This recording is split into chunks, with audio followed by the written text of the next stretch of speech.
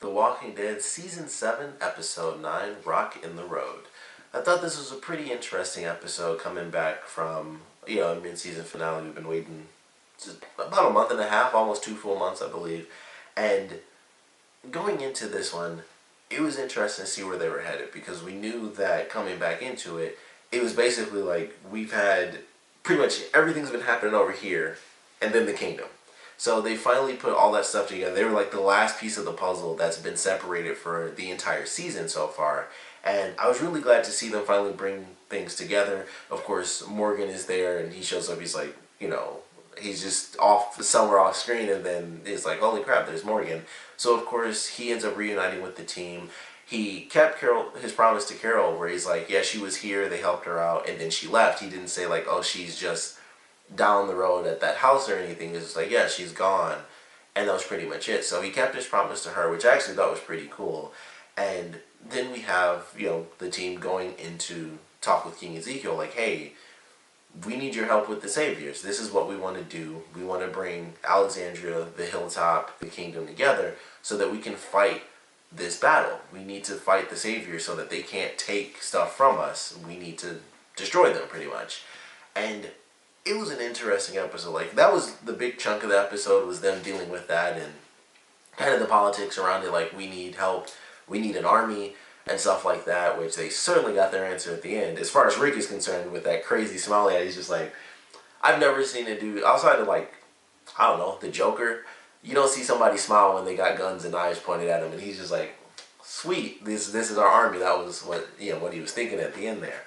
But this whole episode, they're going through trying to figure out how do we deal with like Gregory and stuff, and him basically being an idiot and scared at the same time. We get like a couple of people here, we get a couple of people there, and it's just really interesting watching them go through this. And maybe it's just because it's been a while, but I actually found it somewhat entertaining that it was kind of just a talky episode. Oh, she went crazy. But Sadie, she's just gonna go nuts. Yeah, she's been doing this all day.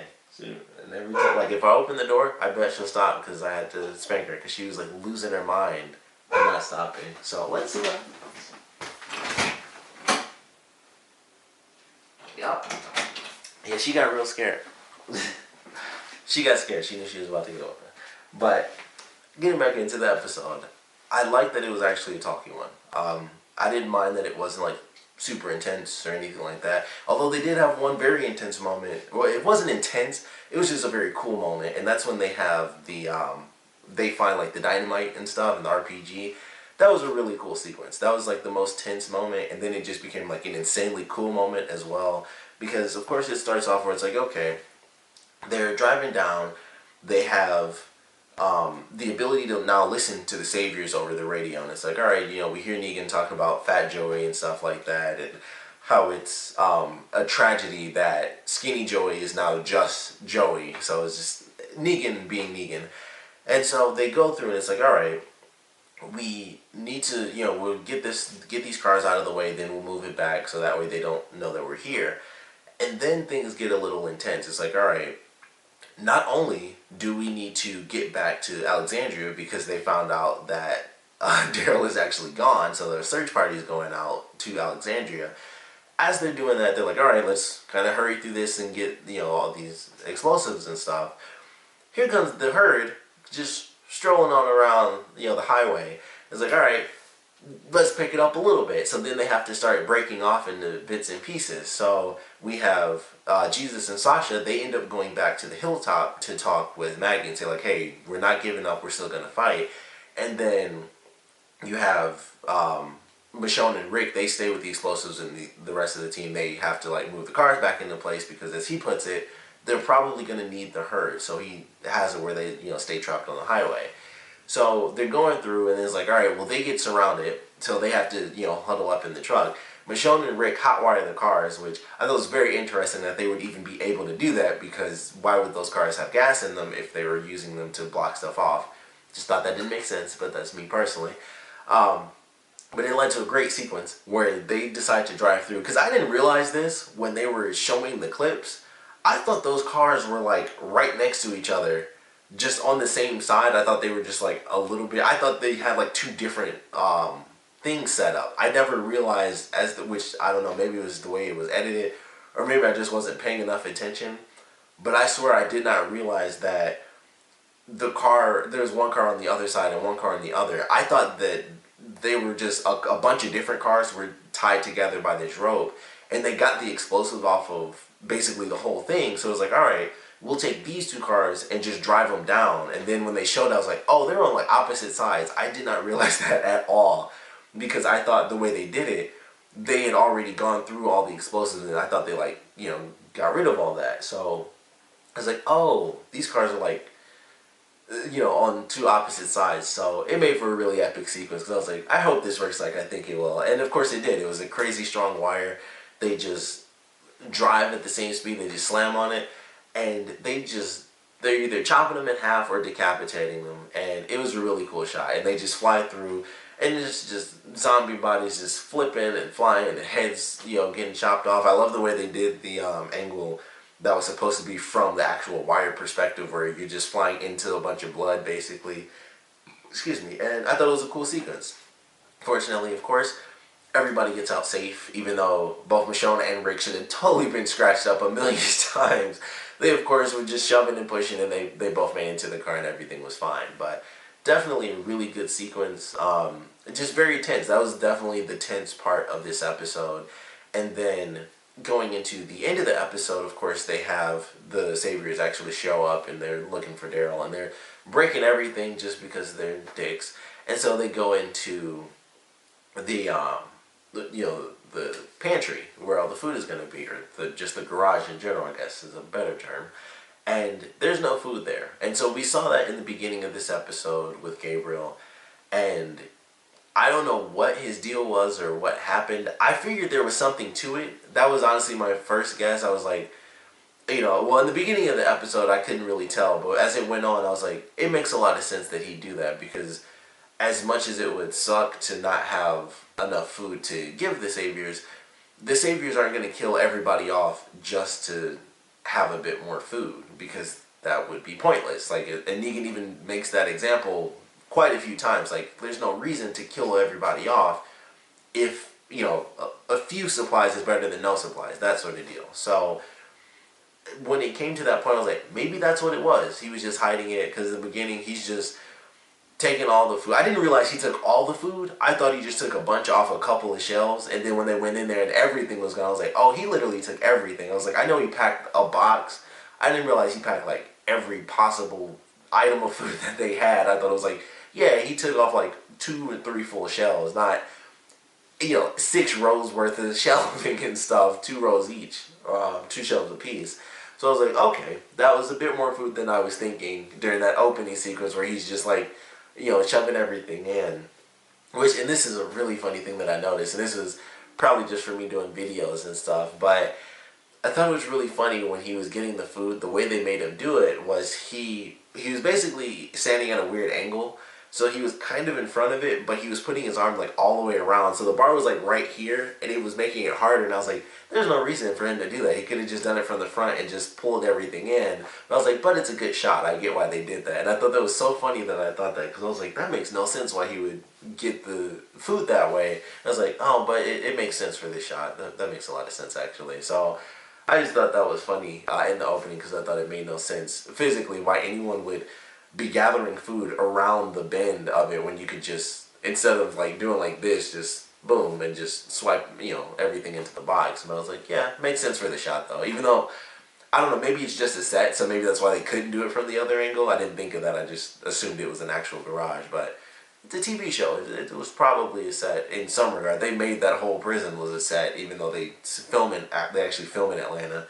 The whole prison was a set, so that little garage could have easily just been like 2 walls just like this, and it's like, all right, we're done. So it was interesting, but him going through, taking the food, and leaving, we get an answer to that a little bit at the end of the episode, where he ends up leaving a note, which, like I said, I figured Rick was right, where he's like, he wouldn't just take off like that. And I believe him too. Like, it was like, yeah, it wouldn't make a lot of sense for him to just leave for no good reason. Like, yeah, he freaks out, but he kind of worked through that a little bit, and also he doesn't hate everybody anymore. Like, kind of got past that too, like trying to say that they're bad people and stuff. He's stuck with them now, so it was, it was like, no, he's not just gonna leave because he can't do anything. So I knew there had to be something to it. And of course, he writes boat at the end of this journal, and as it is said, how did he even know that they were at the boat? And once that happened, I was like, this is like some weird conspiracy theory stuff, because I was trying to figure out how could he have possibly known. And then when they get to the end of the episode, that we have this random army just show up out of nowhere. They have all sorts of weapons and stuff, and they were, I mean, that had to be almost everybody, because they all came out at one time like, okay, we're just all going to surround you guys right now.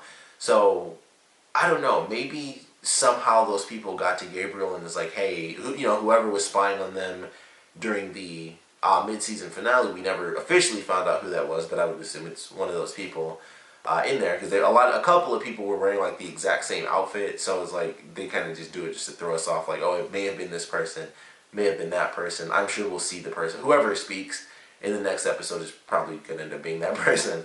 But I was like, all right, so did they somehow get to him and say like, hey, we have this community or something? Like, it's really hard to say what exactly led him to go into that place, like what caused him to do that. So there are a lot of questions there. Maybe, I don't know, maybe they did get to him because, like I said, they went to that location and then they were following the footprints, and that's when this huge random army comes out. So maybe one of them got to him and he was like, all right, I'll take the food, I'll take everything here, because if we just take off, maybe his plan is like, we'll just take everyone from the Alexandria and bring them all here. Not as cool of a place, but much safer, and no one knows about it. So maybe that's his plan, and we'll get that answer in the next episode. But either way, pretty great ending. I'm excited for this next episode. Still really curious who these people are going to be. I don't think they're going to be who I initially thought they were in the very beginning, because it's been a rumor that certain characters are going to show up.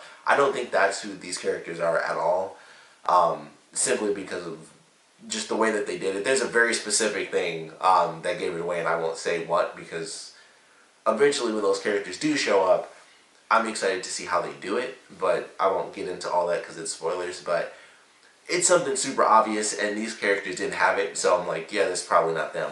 But I'm very excited for what they are going to be doing in this next episode. We're going to see like the crazy Spike Walker, which they've been teasing for quite a while. I saw that clip for a couple of different times. I don't remember when they were showing it. It was maybe just during the mid-season premiere promo that I've seen a few times, and it's just like, check out this crazy Spike Walker, like it's from Hellraiser or something. So we'll get to see that in the next episode, which should be interesting, and we'll see Rick try to deal with this new army that he definitely, clearly wants to utilize to fight against the Savior. So we'll see how that plays out. But I actually did enjoy this episode. It was, like I said, a nice simple episode, but it certainly had its good moments for sure. I was surprised that they even had this stuff with Negan. They actually like had them do like just a voiceover thing over the radio for that, to have his character in the episode. I actually thought that was kind of cool. I was like, oh man, he didn't even show up physically, in the episode, but we still hear him over the radio. And I was like, that's a pretty cool way to do that. Like, Negan is this presence, and I thought that was a cool way to represent that. And then his second in command, whose name I totally don't remember, he's the one who physically shows up in the episode. But I thought it was pretty good.